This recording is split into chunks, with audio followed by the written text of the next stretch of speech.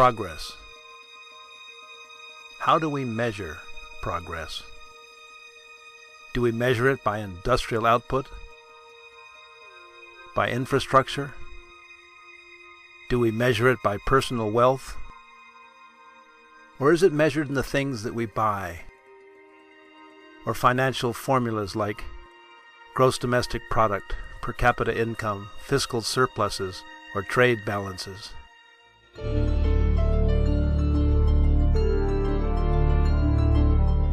But what if there was a place where none of these things really mattered?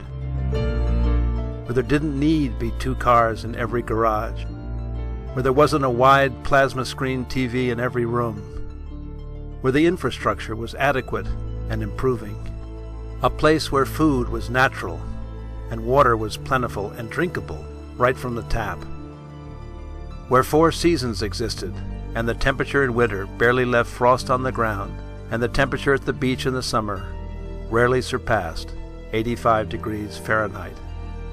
Where prevailing winds cleaned the air, eliminating all pollution, and rivers provided adequate electricity for nationwide broadband internet service and industrial power.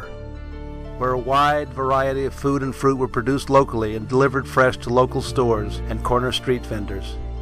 Food, real food. Tomatoes that tasted like tomatoes, lemons that stung like bees, and meat from Hereford cattle that could be cut with a fork and served with buttered baked potatoes, sour cream, and fresh chives. A place where every city block boasted its own fruit stand, bakery, laundry service, and eatery, and people actually said hello when passing on the street. This place does actually exist.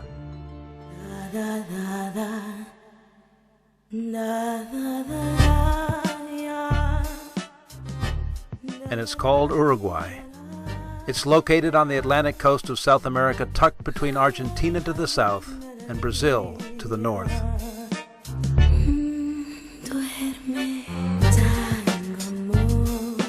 Uruguay is not a big country. It's about as big as Washington State in the U.S. and proudly boasts a population of only 3.3 million people, about the same as Berlin, Germany, and uncannily resembles the shape of Utopia as mapped by Sir Thomas More in 1895.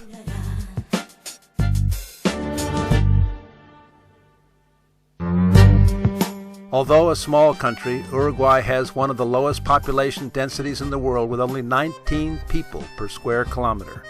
In this regard, Uruguay is a country with one of the lowest carbon emissions per capita in the world, and over 180 kilometers of beaches. Approximately 40% of Uruguay's population, or about 1.3 million people, live in the capital city of Montevideo, and the rest live in small cities and towns throughout the country. Excluding Uruguay's top 2 cities, Montevideo and Salto, the average size of a Uruguayan city would be about 30,000 people.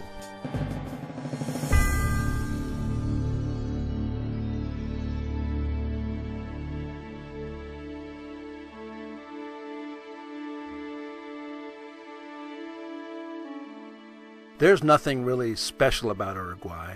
It doesn't have the big mountain ranges like Chile, Bolivia, Peru, and Colombia.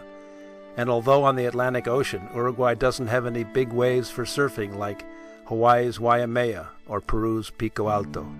It doesn't have any big movie stars like Mexico's Cantinflas or Hollywood's Latin lovers, Anthony Quinn or Rudolph Valentino. Its neighbor to the north, Brazil, has a landmass and economy almost 50 times that of Uruguay. While Argentina, its neighbor to the south, plays the role of big brother, sharing a language, European bloodlines, and the romantic folklore of the gaucho. On the contrary, Uruguay is the smallest Hispanic country in South America.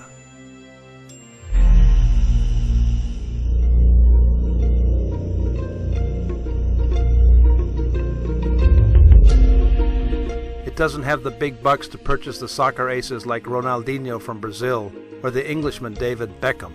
Although, in 1950, Uruguay did stun the world by a come-from-behind victory, defeating Brazil in the finals of the World Cup, an event remembered to this day as the Maracanazo, a feat still talked about by the elderly, mate-sipping fans that were there.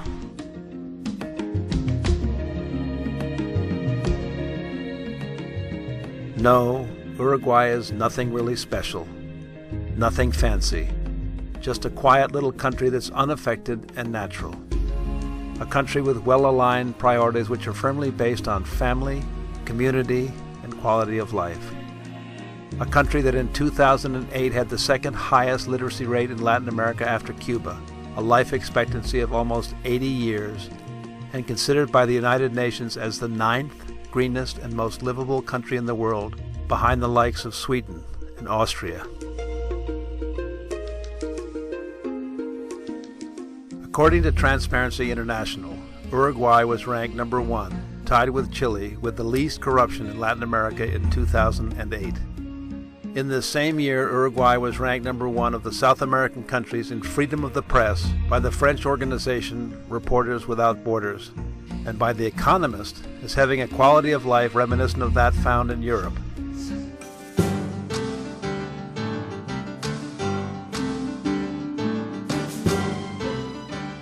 Uruguay is an agriculturally based country with beef cattle generating over $1 billion a year in exports, principally to Europe. While Uruguay has only a $10,800 per capita income based on a $37 billion gross domestic product, it has the highest cattle per capita in the world with over 12 million head of principally Hereford stock. That means there's 3.8 cows for every Uruguayan citizen. In addition, Uruguay reports almost 11 million head of sheep in 2008 and is the 5th largest exporter of apparel wool after Australia, New Zealand, Argentina, and South Africa respectively.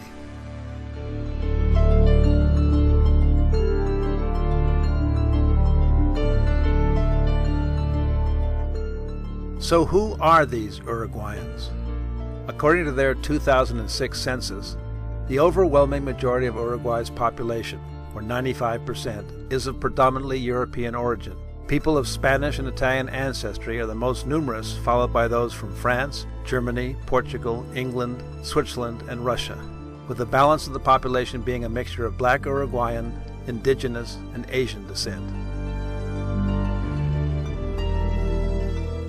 For example, the city of Colonia, now a UNESCO heritage site which boasts daily ferry service to Buenos Aires, Argentina, was settled by the Portuguese in 1680 and later developed by Swiss, German, and Austrian immigrants in the early 1800s.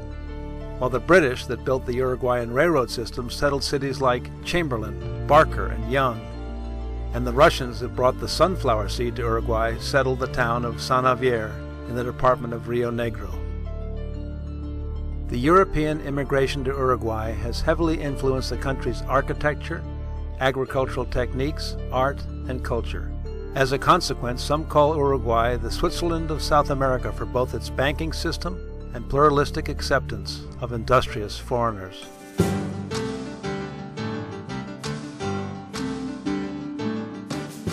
Okay, so Uruguay is civilized, green, most livable, and enjoys a wonderfully temperate climate in the southern hemisphere. That's all nice, but what can you actually do in Uruguay? Well, if you like the outdoors, maybe you'd like some horseback riding. Available every spring in the cattle country of Tacuarembó in the center of Uruguay.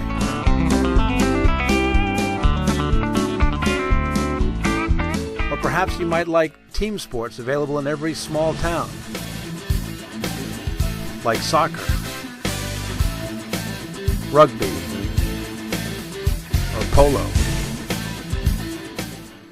Or maybe you prefer individual sports, like sailing, golf, or rowing, or just being alone with nature.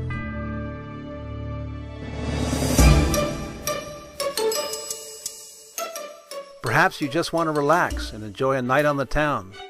Well, here you can enjoy one of Uruguay's casinos, restaurants, or enjoy opera at the Teatro Solís, or a musical production presented every summer in the National Stadium.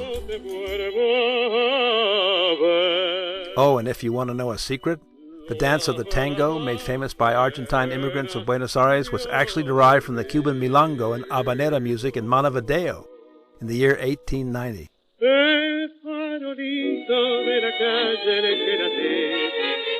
And Carlos Gardel, The legendary Argentine king of tango in the 1930s was actually born in Tacuarembó, Uruguay, according to the passport found at the site of the fateful plane crash that took his life at the ripe age of 45.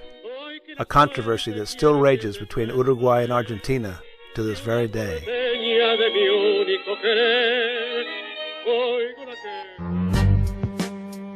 But putting petty rivalries aside, Uruguay quietly enjoys the comforts of a community in harmony, a lifestyle that stresses literature, reading, and a poignant debate over a cup of coffee or cortado at any one of Montevideo's legendary boliches.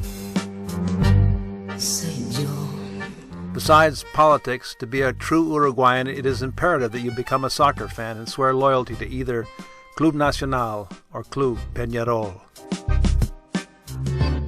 In any case, in Uruguay you are accepted for who you are rather than what car you drive.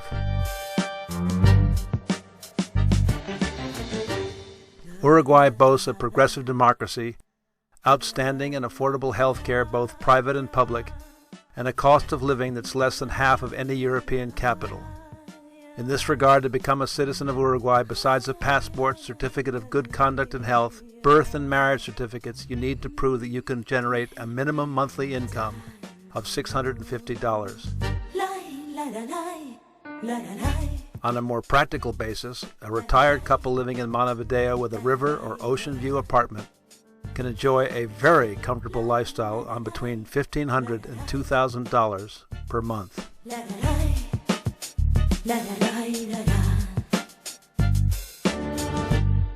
So there you have it, Uruguay.